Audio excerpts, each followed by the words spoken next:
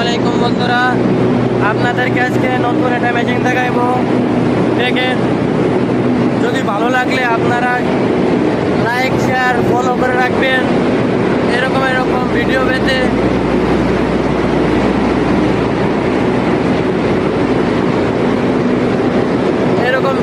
সবসময় এরকম ভিডিও পেতে লাইক শেয়ার কমেন্ট করে রাখবেন, ফলো করে রাখবেন।